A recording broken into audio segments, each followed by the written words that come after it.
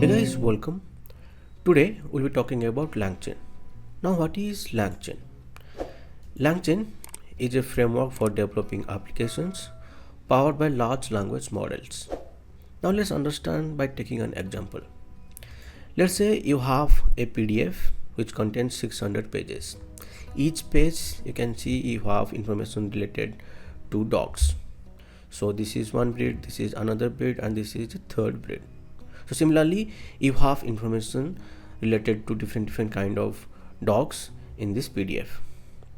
Now, if I say find the information of an American bulldog, so what you'll do, you'll go through this PDF, you'll find the chapter, then you'll find the information related to American dogs.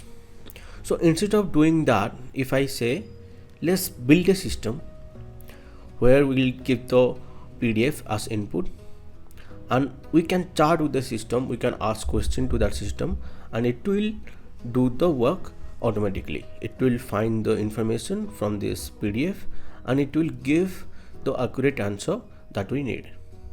So the general pipeline for building this system would be like this. We have our PDF, we'll load the PDF here, then we'll split the PDF into smaller chunks. Then we'll create embeddings and we'll store those embeddings in a vector database. After that, we have our query. We'll convert this query into embeddings and then we'll retrieve the relevant information from this vector database.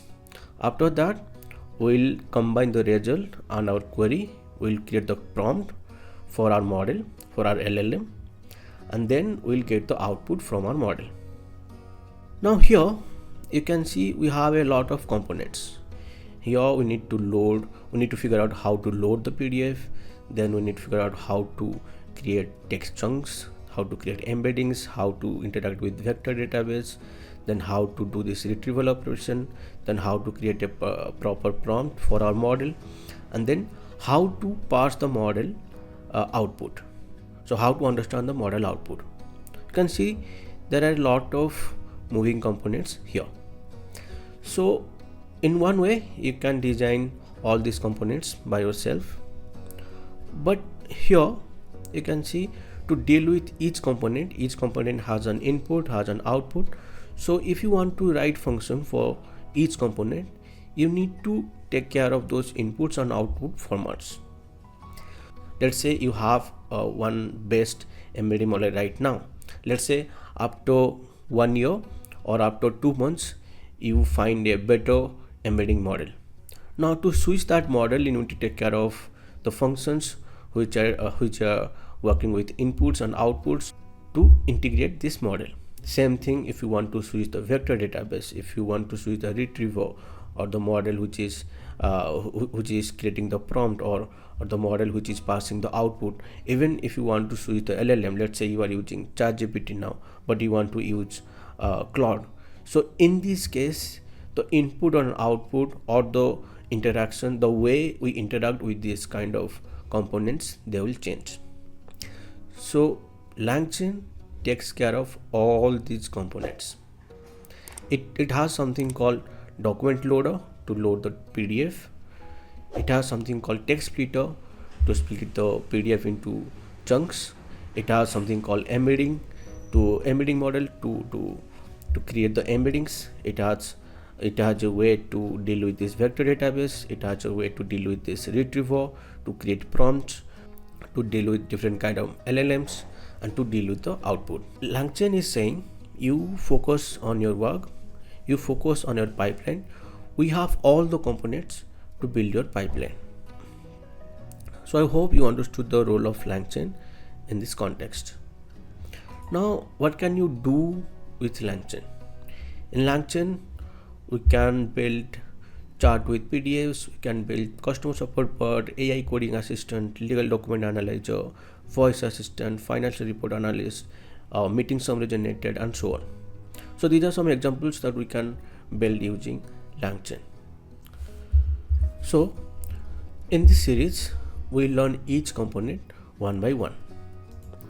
Now let's set up LangChain in our environment. So first, create a new environment. We are creating the new environment as LLM, and we are using Python 3.10.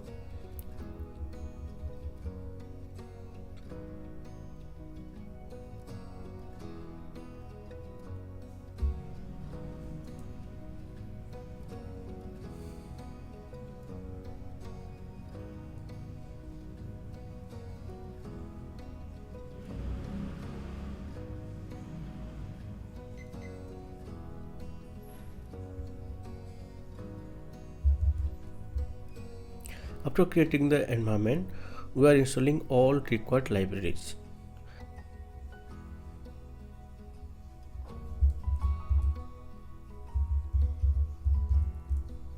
After installing all the requirements, here we are creating API keys for OpenAI. If you don't have any account, create an account, and then you can create your own API key.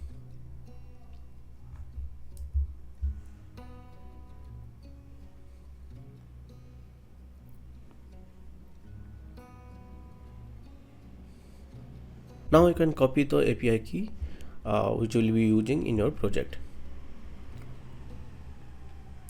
So I hope this was helpful. If yes, please do like, subscribe and share. I'll see you in the next video. Till then, take care.